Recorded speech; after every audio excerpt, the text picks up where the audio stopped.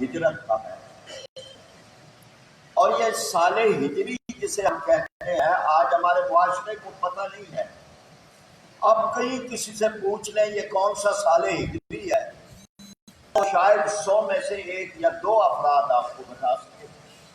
تاریخ شاید پتہ ہو، معروف کچھ تاریخیں پتہ ہوتی ہیں، انگریزی تاریخ، عیسوی کیلنڈر وہ سب کو پتہ ہے، تاریخ بھی، دن بھی، سال بھی، لیکن اسلامی کیلنڈر کے بارے میں معلوم نہیں ہے کہ یہ 1442 شروع ہو چکا ہے۔ تو یہ ایک بڑا واقعہ جو ہے یہ ہجرت کا ہے، جس کے ذریعے سے یہ سال ہجری کہلاتا ہے۔ اب حضرات کے علم میں ہے کہ یہ پہلے نہیں تھا۔ حضرت عمر رضی اللہ تعالیٰ عنہ کے زمانے میں ایک سرکاری دستاویز سامنے آئی تو یہ مسئلہ ہوا کہ اس پہ تاریخ تو لکھی ہے، مہینہ بھی لکھا ہے، لیکن کون سا سال کون سا ہے؟ تو اس وقت یہ محسوس ہوا کہ یہ تو ایک بڑا خلا ہے ہمارے سارے دفتری نظام میں۔ اس وقت تک عام زندگی کے اندر عام الفیل چلتا تھا، حاکم والا تھا۔ تو پھر یہ مشورہ ہوا کہ بھئی کیا کریں، کون سا مقرر کریں۔ تو اس وقت شورا نے یہ فیصلہ کیا کہ جو سب سے اہم واقعہ ہے جس نے بدل دیا پورے منظر نامے کو، وہ ہجرت مدینہ کا واقعہ۔ مکہ میں اور زندگی تھی، مدینہ میں اور زندگی تھی۔ مکہ میں مارے کھاتے تھے، مشکلات سے گزرتے تھے، ایک کشمکش کا دور تھا، تکلیفوں اور مصائب کا دور تھا، اور مدینہ منورہ میں پہنچے تو سب سے بڑی جو تبدیلی ہوئی ہے وہ یہ ہے کہ ایک اسلامی ریاست قائم ہے۔ جیسے میں نے کہا یہ ساری چیزوں کا ہمارے جماعت کے قیام کے مقصد کے ساتھ تعلق ہے۔ یہ محض دن نہیں ہے کہ کچھ آنسو بہا لیے جائیں اور کوئی رو پیٹ دیا جائے، یہ بڑی اہم چیزیں۔ دوسرا بڑا واقعہ جو ہوا ہے وہ ہے 1 محرم الحرام کو فاروق اعظم رضی اللہ تعالیٰ عنہ کی شہادت کا۔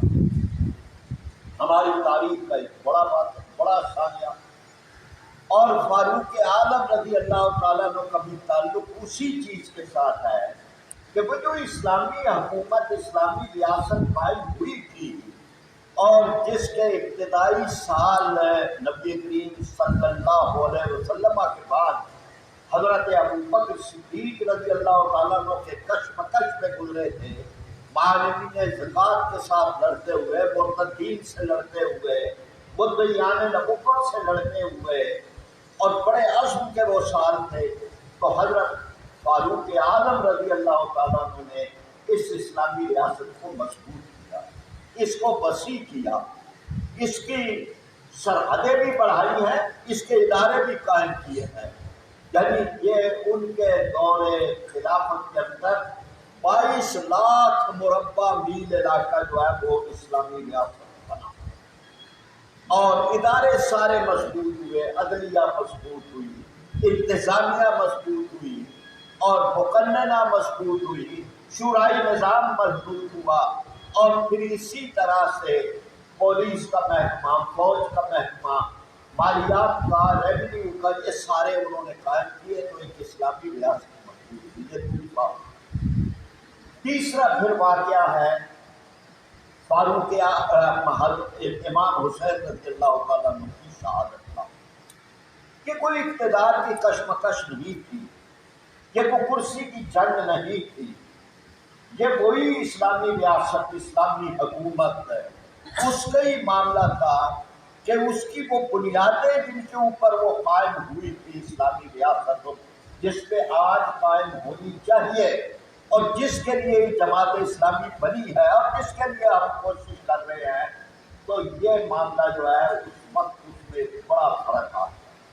خلافت راشدہ کے بعد ہی فرق آ چکا تھا، خلافت ملوکیت میں تبدیل ہو گئی تھی۔ حضرت امیر معاویہ رضی اللہ تعالیٰ عنہ، پھر اس کے بعد جو دور گزرا ہے تو ایک ایسی مرحلہ آ گیا کہ اسلام کے جتنے بھی بنیادیں ہیں، ستون ہیں، جن کے اوپر یہ عمارت قائم ہوئی ہے، وہ سارے متاثر ہوئے۔ اب مجھے مختصراً یہ عرض کرنا ہے کہ وہ کیا ستون ہے۔ پہلا ستون ان میں سے ہے حاکمیت اعلیٰ، اللہ رب العالمین ہے۔ کوئی اسلامی ریاست اس کے بغیر نہیں قائم ہو سکتی کہ حاکمیت اعلیٰ اللہ رب العالمین، لا الہ الا اللہ ہے، فرما روا کوئی نہیں، اور حاکم اعلیٰ بجز ذات خدا، وہ حاکم اعلیٰ ہے۔ یہی ہم بھی کوشش کر رہے ہیں نا، یہی جدوجہد ہے، یہی اسلامی نظام جو جماعت اسلامی جس کے لیے قائم ہوئی ہے، اللہ کی حاکمیت قائم ہو جائے۔ آج ہے اس کے لیے قائم ہوا ہے کہ اللہ کی حاکمیت، اللہ کی حاکمیت اور بندوں کی حاکمیت میں ایک بڑا فرق ہے۔ اسلام کسی فرد کی حاکمیت کے لیے نہیں آیا، کسی اسمبلی کی حاکمیت کے لیے بھی نہیں آیا، اس لیے نہیں آیا کہ ایک پارلیمنٹ کی حاکمیت قائم ہو جائے اور وہ جو چاہے قانون چاہے پاس کر دے، شراب کو حلال کر دے، سود کو حلال کر دے۔ نہیں، حاکمیت اعلیٰ کا مطلب یہ ہے کہ ساری پارلیمنٹ مل کر بھی کسی حلال کو حرام اور حرام کو حلال نہیں کر سکتی۔ یہ ہے حاکمیت کا اللہ رب العالمین۔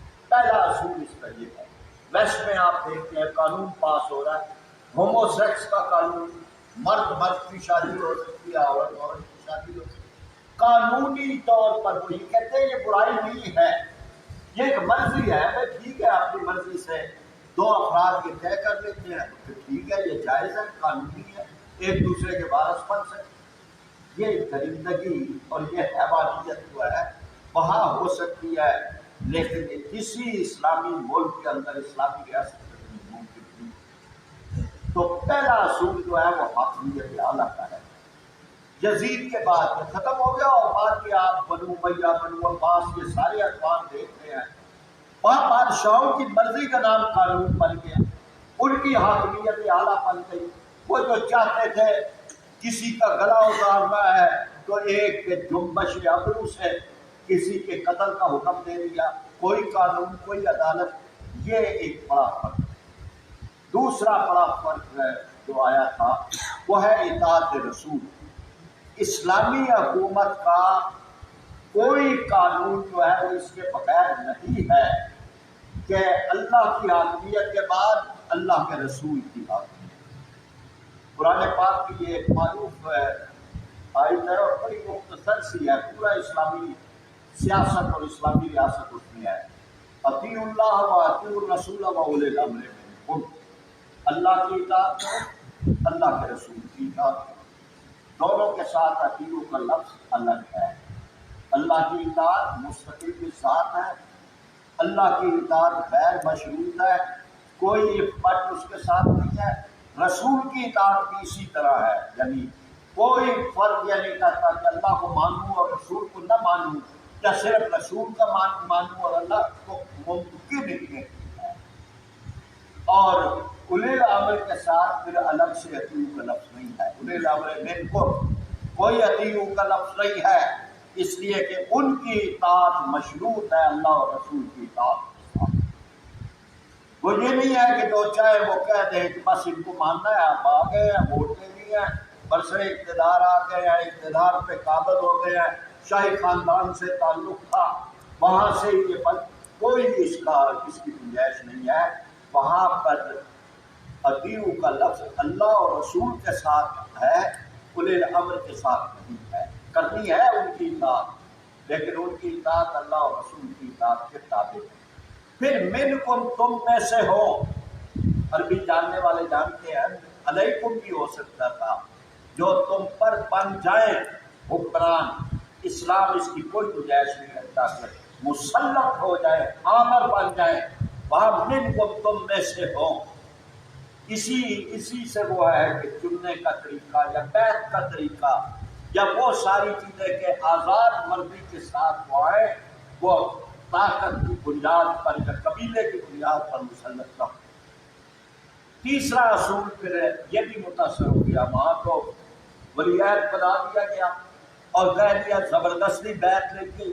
لوگ یہ دیکھ رہے تھے کہ جی بھئی یہ تو ایک بڑی جنگیں ہو چکی ہیں، 2 بڑی جنگیں ہوئی ہیں، جس میں مسلمان کا گلا کاٹ رہا ہے اور تقریباً 1 لاکھ کے قریب افراد جو ہے وہ دونوں طرف سے قتل ہوئے ہیں، تو یہ اس دباؤ کے تحت لوگوں نے پھر یہ مان لیا کہ اب اتنے بڑے انتشار کے بعد، لیکن اس وقت بڑے بڑے جلیل القدر صحابہ موجود تھے۔ یزید تو کسی شمار قطار میں ہی نہیں تھا۔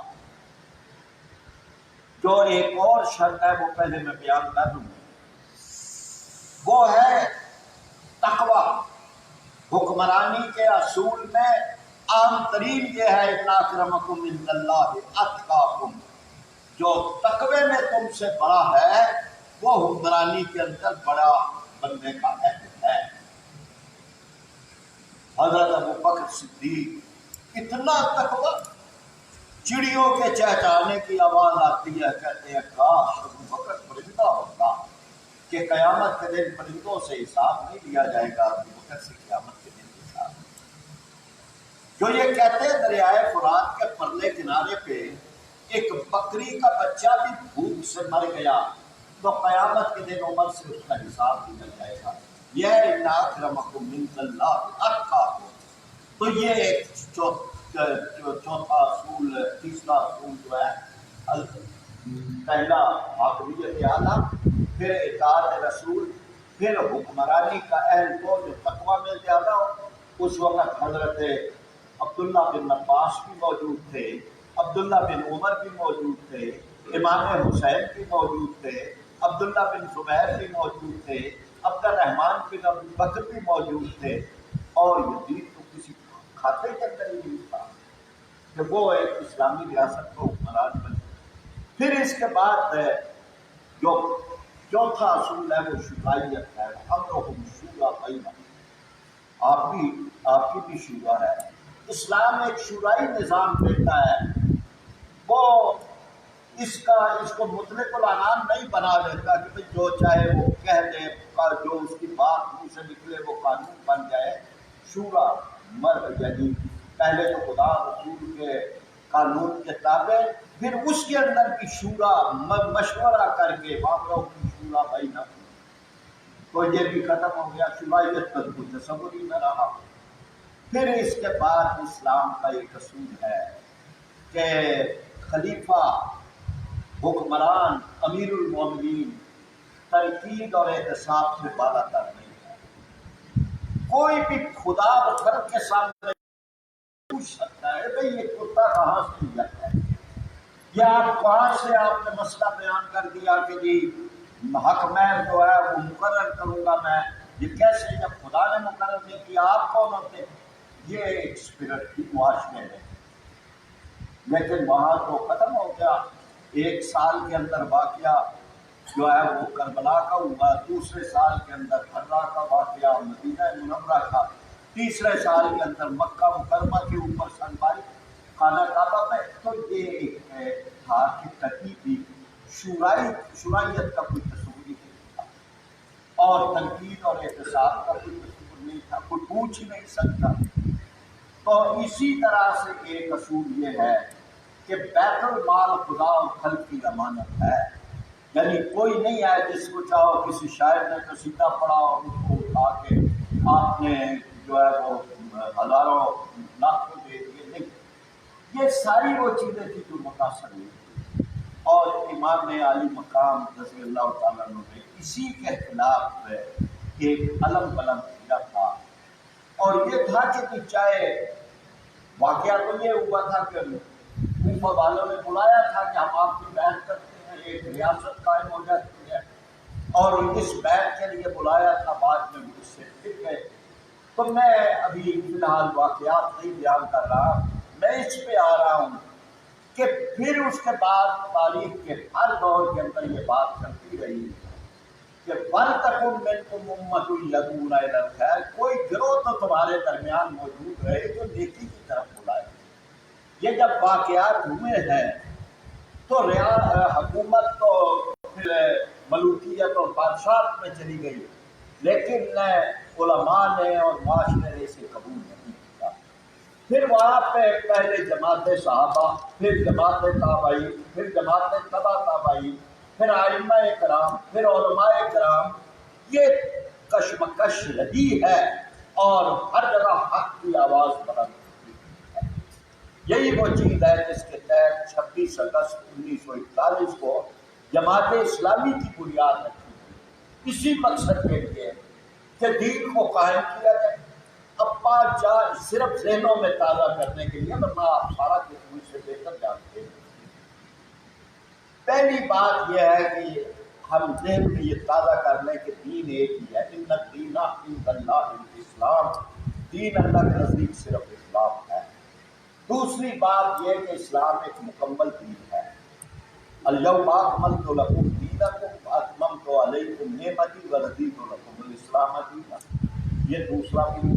پھر تیسرا یہ کہ اس مکمل دین میں ہمیں بھی مکمل داخل ہونے کا حکم دیا گیا ہے۔ ادخلوا فی السلم کافہ، یہ دین مکمل ہے تو ان کی مکمل داخل ہوگا۔ اب یہاں وہ فرق آ گیا، جو پہلے سے بنی ہوئی دینی جماعتوں اور سیاسی جماعتوں کے بجائے جماعت اسلامی قائم ہوئی، تو جماعت اسلامی کسی ایک مسلک کے لیے بھی قائم نہیں ہوئی، کسی ایک حصے کے لیے بھی قائم نہیں ہوئی کہ چلے نماز روزہ لوگوں کا اچھا ہو جائے، اور چلے یہ ہے کہ ان کو کچھ دے دیے جائے، اخلاقیات کا درس دے دیا جائے، بلکہ اسلام کو مکمل نافذ کرنے کے لیے جماعت اسلامی قائم کی ہے۔ اسی چیز کا نام اقامت ہے، اسی اقامت یہ مسجد بنی ہوئی ہے، جس مٹیریل سے بنی ہوئی ہے، اگر یہاں پر ایک کباڑ پڑا ہو اور وہ سارا مٹیریل موجود ہو، اینٹیں بھی، سریا بھی، سیمنٹ بھی، اور اسی طرح سے بجری وغیرہ سب کچھ ہو، اور اس کے ٹرکوں کے ٹرک یہاں باہر کھڑے ہوں، تو آپ اسے مسجد نہیں سکتے۔ جب وہ ایک دوسرے کے ساتھ ایک نقشے کے مطابق پیوست ہو کے وہ جب عمارت بنے گی تو پھر آپ اس کو مسجد کہیں گے۔ یہی وہ فرق تھا جو مولانا مودودی نے اپنے لٹریچر میں بیان کیا کہ اسلام مکمل ایک نظام ہے، اس مکمل نظام کو ایک طرح قائم ہونا چاہیے کہ ہر جگہ دین قائم ہو جائے، مسجد میں، مدرسے میں، منڈی میں، بازار میں، ایوان حکومت میں، عدلیہ میں، ہر جگہ دین قائم ہو جائے۔ یہ وہ اقامت دین کا فریضہ ہے۔ میں پھر ایک مختصر آگے چل رہا ہوں۔ پھر اس کے بعد جب یہ ہوا کہ 26 اگست 1941 کو 75 افراد لاہور میں جمع ہوئے، تو انہوں نے اس بات کا پھر فیصلہ کیا کہ ہم چاہے تعداد میں کم بھی ہیں لیکن یہ کام کریں گے۔ بلکہ مولانا مودودی رحمۃ اللہ علیہ کا تو ایک مشہور پیرا ہے کہ کوئی نہ کرے، میں اکیلا اس کام کو کرتا رہوں گا۔ یہ ایک اصل تھا، بلکہ یہ تصور بھی کہ ہمارے ذمہ اسلام کی عمارت قائم کرنا نہیں ہے، وہ مالک کا کام ہے کہ وہ کب قائم ہوتی ہے، ہم تو دیہڑی کے مزدور ہیں، ہمارے ذمہ تو اپنا کام کرنا ہے۔ بھئی ہمارے حصے میں آیا ہے کہ چلے یہ سٹون آپ بنا دیں یا آپ بنا دیں، ہم بنا رہے ہیں، لیکن عمارت کب مکمل ہوگی اس کو بھی ذہنوں کے اندر رکھیے کہ یہ اللہ کا حکم ہے، اس کی مشیت کے اندر جب ہوگا۔ ہمیں تو اپنا کام اس دیانتداری کے ساتھ کرنا ہے کہ میرے حصے میں جو کام آیا ہے میں یہاں تک پہنچی۔ جماعت اسلامی اسی مقصد کے لیے جس کے لیے خلافت راشدہ قائم ہوئی، جس کے لیے فاروق اعظم رضی اللہ تعالیٰ عنہ کی شہادت ہوئی، عثمان غنی کی اور علی مرتضیٰ کی شہادت ہوئی، جس کے لیے امام حسین کی شہادت ہوئی، اور جس کے لیے ائمہ کرام کے جنازے جیلوں میں نکلے، اور جس مقصد کے لیے ان کے جسموں پہ کوڑے برسائے گئے، وہ مقصد جو ہے اس کے لیے جماعت اسلامی قائم ہوئی۔ اور الحمدللہ اللہ کا شکر ہے آج ہم میں جس جگہ پہ بیٹھے ہیں اللہ کا شکر ادا کرے۔ ایک تو مایوسی والے جملے ہوتے ہیں، ہمیں بھی اتنے سال ہو گئے کہ کچھ نہیں ہوا، جماعت اسلامی کیا کر رہی ہے، ہم خود ہی تنقید کرتے ہیں فرقہ ملامتیہ کی طرح اپنے آپ کو۔ بھئی کام کے جائزے کے طور پہ تو یہ ضرور کرنا چاہیے کہ ہم یہ نہیں کر رہے، لیکن مایوس ہوئے بغیر اب اللہ کا شکر ادا کریں۔ 75 افراد کا جو قافلہ چلا تھا اللہ کا کرم ہے، اس کا فضل اور احسان ہے کہ آج جماعت اسلامی پاکستان، جماعت اسلامی انڈیا، جماعت اسلامی بنگلہ دیش، جماعت اسلامی سری لنکا، جماعت اسلامی آزاد کشمیر، جماعت اسلامی مقبوضہ کشمیر، 2.5 کروڑ انسان اس جماعت کے ساتھ ہیں۔ کتنا اللہ کا ہم شکر کریں۔ ٹھیک ہے، اسمبلیوں کی سیٹوں کے اعتبار سے کوئی بات ہمیں ایسی سمجھ آئے یا نہ آئے، لیکن یہ بہت بڑی بات ہے کہ جماعت اسلامی میں اضافہ ہو رہا ہے، مسلسل ہو رہا ہے، لوگ آ رہے ہیں، وہ آتے ہیں۔ دوسری بڑی بات، اور یہ بھی آپ دیکھیں گے کہ اللہ کا کرم ہے، ہم اس پہ جتنا بھی شکر ادا کریں کہ جس منزل کو مقرر کیا، جس مقصد کو اور نصب العین کو مقرر کیا ہے، اتنا طویل عرصہ گزر گیا ہے، اللہ کے کرم کے ساتھ آج بھی ہم اسی مقصد پہ ہیں، اسی نصب العین پہ ہیں، کوئی اس میں فرق نہیں۔ یہ بڑی بات ہوتی ہے۔ پارٹیوں کے نظریے بدل جاتے ہیں، آپ دیکھتے ہیں آج یو ٹرن چل رہا ہے، کل نواز شریف صاحب کیا کہتے تھے، آج کیا کہہ رہے ہیں، عمران خان صاحب کیا کہتے تھے، آج کیا کہہ رہے ہیں، پیپلز پارٹی نے کیا کہا تھا آج وہ، لیکن جماعت اسلامی نے جو بات 1941 میں کہی تھی وہی بات آج بھی۔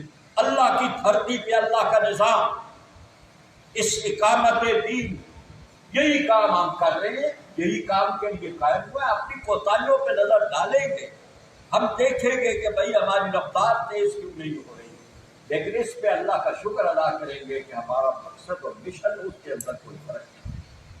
تیسری بات یہ ہے کہ جماعتوں کے دھڑے بنتے رہے ہیں، گروہ بنتے رہے ہیں۔ مسلم لیگ ساری گنتی ختم ہو گئی، اے بی سی ختم ہو گئی، کہیں نون ہے، کہیں کیو ہے، یہ کہیں کچھ زیڈ ہے، تو ساری بات، لیکن وہاں اتنے دھڑے بن گئے، ایک دل کے ہوئے 1000 ٹکڑے، کوئی یہاں گرا کوئی وہاں گرا۔ پیپلز پارٹی کے کئی گروہ، کئی دھڑے، پی ٹی آئی کے ابھی اقتدار میں نئی ایک پارٹی کے طور پہ آئے ہیں، لیکن کئی گروہ ان کے نکل۔ لیکن جماعت اسلامی، اللہ کا کرم ہے کہ جماعت اسلامی کا کوئی دھڑا، کوئی گروہ، کوئی اور نہیں۔ یہ دنیا کے انوکھے انتخاب ہوتے ہیں، جماعت میں کھڑے ہوتے ہیں لوگ، امیر جماعت کھڑا بھی کوئی نہیں ہوتا، یعنی ان کو یہ ایسا الیکشن ہے کہ جس میں کوئی امیدوار نہیں ہے، کوئی کنوینشن نہیں ہے، کوئی اس کے حق میں یا خلاف پوسٹر نہیں ہے، کوئی دعوتیں نہیں ہیں، کوئی ایک انتخاب بھی آپ اس ملک کا نہیں دکھا سکتے جس میں یہ سارا کچھ ہے۔ یہ اللہ کا کرم ہے کہ جماعت اسلامی اس لحاظ سے کچھ بڑا، کچھ فرقہ، کچھ وہ نہیں کرتی۔ چوتھی بات ہے جس پہ ہم اللہ کا شکر ادا کرتے ہیں کہ جماعت اسلامی اتحاد امت کی علامت ہے، کسی مسلک کی نہیں ہے۔ آپ کہیں کہ فلان جمعیت علماء اسلام دیوبندیوں کی ہے، جمعیت علماء پاکستان بریلویوں کی ہے، اسی طرح سے تحریک نظام فقہ جعفریہ ایک جماعت کا نام ہے، یعنی جس میں فقہ جعفریہ اصل ہے، پھر اسی طرح سے اہل حدیث ہے، اہل حدیثی اسی میں شامل ہے۔ تو یہاں جماعت اسلامی صرف واحد جماعت ہے جو اتحاد کی علامت ہے۔ ہم کہتے ہیں کہ سارے آ سکتے ہیں ہمارے ساتھ، ہم یہ کہتے ہیں کہ ہم کسی کے حق میں، کسی کے خلاف نہیں ہیں۔ پھر چھٹی بات جو اہم ترین ہے وہ یہ ہے کہ یہاں ہر ایک کی قیمت لگتی رہی ہے، ہر ایک، آج پرکشنوں کے حمام کے اندر سارے ننگے ہیں۔ آپ کسی جماعت کا، جماعت کیا، جو سب سے بڑی جماعت ہے یہاں اس ملک کی، افواج پاکستان، ان کے حالات آپ دیکھ رہے آ رہا ہے، اربوں خربوں کی جائیدادیں، ایک ایک جنرل کی۔ تو ہمارا اللہ کا کرم ہے کہ جماعت اسلامی پر کوئی کرپشن کا الزام نہیں ہے، اس پہ ہم اللہ کا شکر کرتے ہیں۔ اللہ کی کرم نوازی ہے کہ آج ہم جو کچھ کر رہے ہیں اس کی کوئی ہمیں یہ نہیں کہے گا بھائی آپ نے بھی یہ کیا ہے۔ آپ ٹی وی کا شو میں دیکھتے ہیں، اللہ کا کرم ہے، ایک دوسرے پہ کہہ رہے ہوتے ہیں، اور کئی مرتبہ میں نے کہا بھائی ہمارے بارے میں اگر کسی نے کو کہنا ہے تو ہمیں کہیں، ہم جواب دیں گے۔ اللہ کا کرم ہے۔ تو میں جس بات کی طرف آ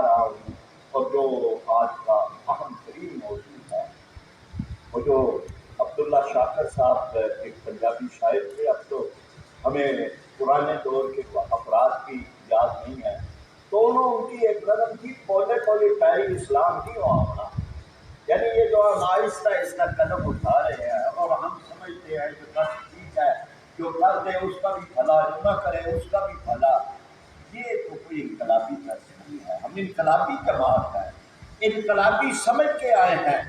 ہم مولانا مودودی رحمۃ اللہ علیہ کو، میاں طفیل محمد، قاضی حسین احمد، سید منور حسن، سراج الحق، ہم ان کو انقلابی رہنما مانتے ہیں، لیکن ہم آپ خود کھیلے کھالے، ہم خود یہ ہے کہ جی بس ٹھیک ہے، ہو بھی گئے تب بھی ٹھیک ہے، نہ ہو تب بھی ٹھیک ہے۔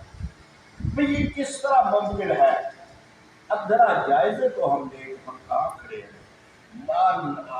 خواہش ہماری یہ ہے یا جملہ ہمارا یہ ہے کہ جب ہماری باری ہے تو باریاں صرف اس طرح تو نہیں لگ جاتی کہ ہم کہیں کہ ہماری باری ہے، تو باری تو لینی پڑتی ہے۔ جس طرح سے آپ جو ہے کچھ بھی نہ کریں، وہ جو ایک شاعر نے کہا ہے کہ موسم اچھا پانی وافر مٹی کی زرخیز، جس نے اپنا کھیت نہ سینچا وہ کیسا دیکھا۔ یہ تو زمین میں ہل چلانے پڑتے ہیں، یہ تو اسے پتھر کرنا پڑتا ہے، یہ تو اس میں بیج ڈالنا پڑتا ہے، یہ تو اس کو پانی دینا پڑتا ہے، یہ تو اس پہ محنت کرنی پڑتی ہے، یہ تو اس میں سے جڑی بوٹیاں نکالنی پڑتی ہیں، یہ تو سب کچھ کرنے کے بعد پھر دعا ہوتی ہے کہ اللہ ہمارا کھیت لہلہا اٹھے۔ تو کیا ہم جو ہے صحابہ کرام رضوان اللہ اجمعین سے تو اللہ رب العالمین ارشاد فرما رہے ہیں، ام حسبتم من تدخلوا الجنہ، تم گمان کرتے ہو جنت کے اندر یوں ہی داخل ہو جاؤ گے، یہاں تک کہ تم پہ وہ وقت نہیں آیا جو تم سے پہلے لوگوں پر آیا تھا، مستہم الباساء والضراء وزلزلوا۔ آج بھی اسلامی تحریکیں دنیا کی ہمارے ایک ہی مشن کی ہے نا، اخوان المسلمون کے ساتھ کیا ہو رہا ہے؟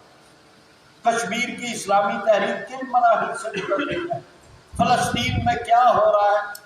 بنگلہ دیش کے اندر ہمارے یہی جماعت اسلامی ہے نا، اس کا بھی نام ہے۔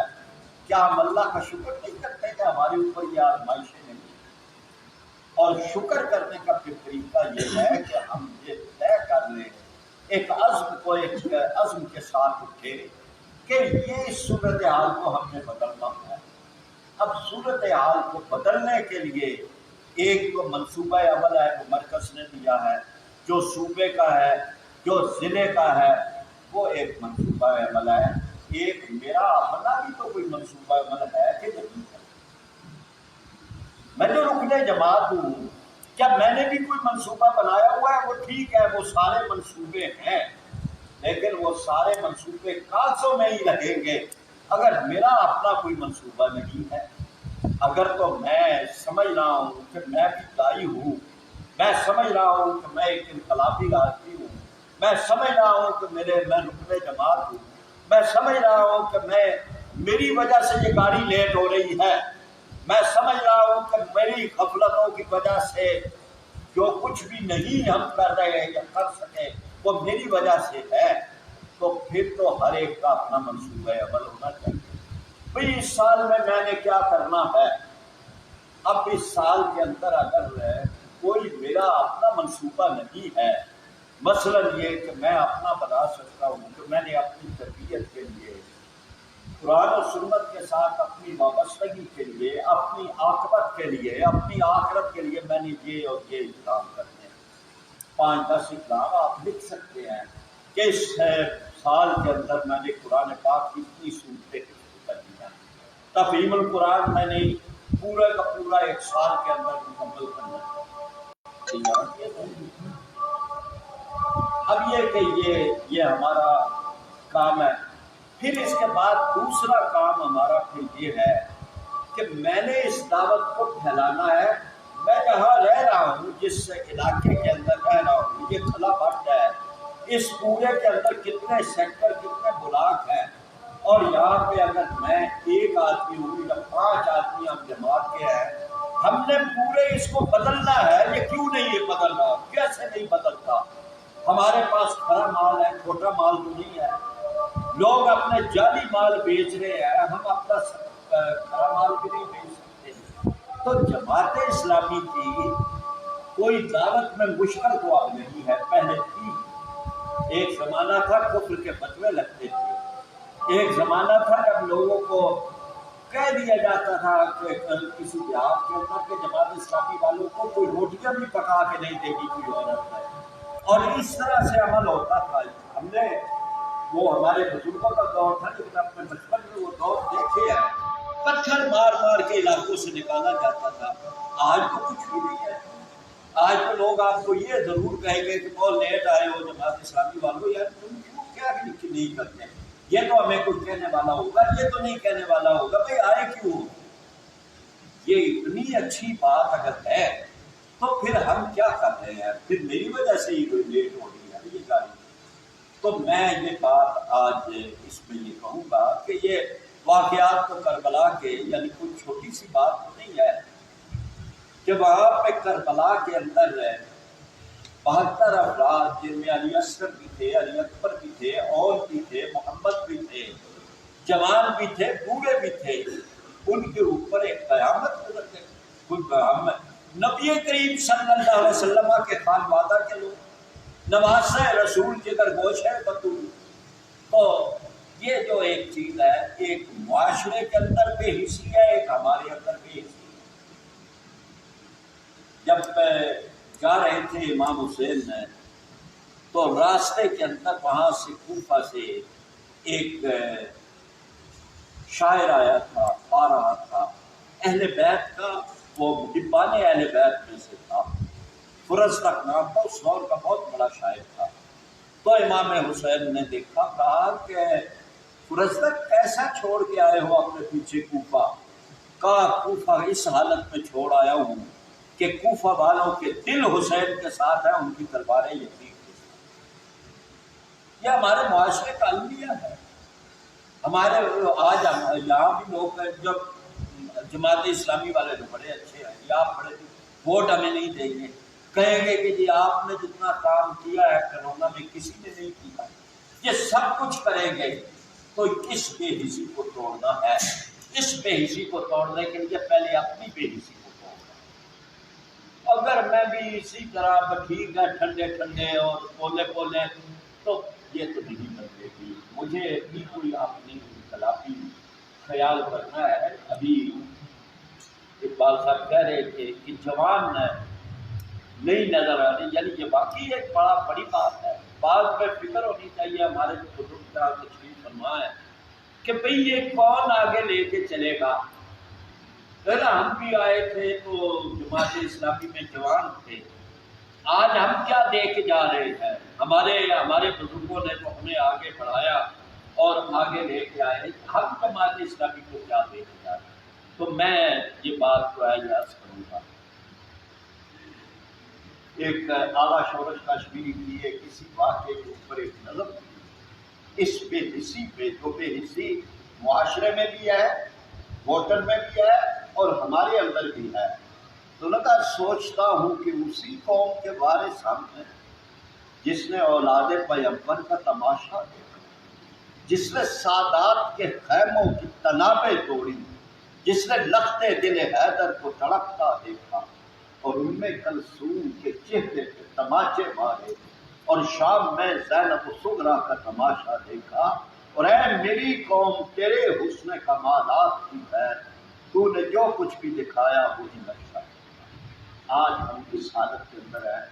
میں بہت ساری تفصیلات چھوڑتے ہوئے یہ عرض کروں گا کہ کوئی مشکل نہیں ہے، قطعاً کوئی یہ بات کہ جی جماعت اسلامی جیت جائے، ہمیں کچھ مایوسیاں ہو گئی، کچھ ہمارے اپنے فیصلوں کی ہو گئی، 2008 میں ہم الیکشن سے نکل گئے، تو اس کی وجہ سے آج ہمارے ہاں ایک مایوسی ہے، مجھے اسمبلی میں ہمارا ایک آدمی ہے قومی میں، یہ چھوڑ دیں۔ ہم آپ دیکھیں کتنے ہم معاشرے کے اندر آج بھی کوئی ہمیں نظر انداز نہیں کر سکتا۔ آج بھی جماعت اسلامی کو معاشرہ جو ہے وہ تیسری چوتھی پارٹی کے اوپر تو رکھتا ہے، حالانکہ جمعیت علماء اسلام ہم سے بڑھ کر ہے، لیکن سیٹیں ان کی زیادہ ہیں، لیکن جماعت اسلامی کو کوئی نظر انداز نہیں کر سکتا، ہم خود نظر انداز کر رہے ہیں۔ اس لیے میرے دوستوں، بھائیوں، ساتھیوں، آج ہم 10 محرم الحرام عاشورہ، ہمیں یہ دیکھنا ہے کہ ہماری اپنی کوتاہیاں کیا ہیں، کن کو دور کرنا ہے، ایک عزم، ایک اپنا فیصلہ، ایک اپنا نقشہ عمل، ایک اپنا کیلنڈر ایک سال کا، اتنے لوگ لے کے آنے ہیں، نام لکھ لیں کہ جی ان چیزوں ان لوگوں کو میں نے اپنے قریب لانا ہے، تو اللہ تبارک و تعالیٰ کامیابیاں عطا کریں گے، اور اللہ رب العالمین کے ہاں اجر بھی ہے، اللہ کے ہاں برکت بھی ہے، وہ تھوڑے کو زیادہ کر دیتا ہے۔ کہتا ہے ایک قدم چل کے آؤ میں دوڑ کے آؤں گا، تم ایک قدم چلو میں 10 قدم چلوں گا، وہاں تو بڑی مہربانیاں ہیں، اس کی بڑی کرم نوازی ہے، لیکن قدم تو ہم نے نہیں اٹھانا ہے۔ دعا ہے کہ اللہ تبارک و تعالیٰ مجھے آپ کو عمل کی توفیق عطا فرمائے اور ہماری کوتاہیاں اللہ تبارک و تعالیٰ دور فرمائے۔ آخر دعوانا الحمدللہ۔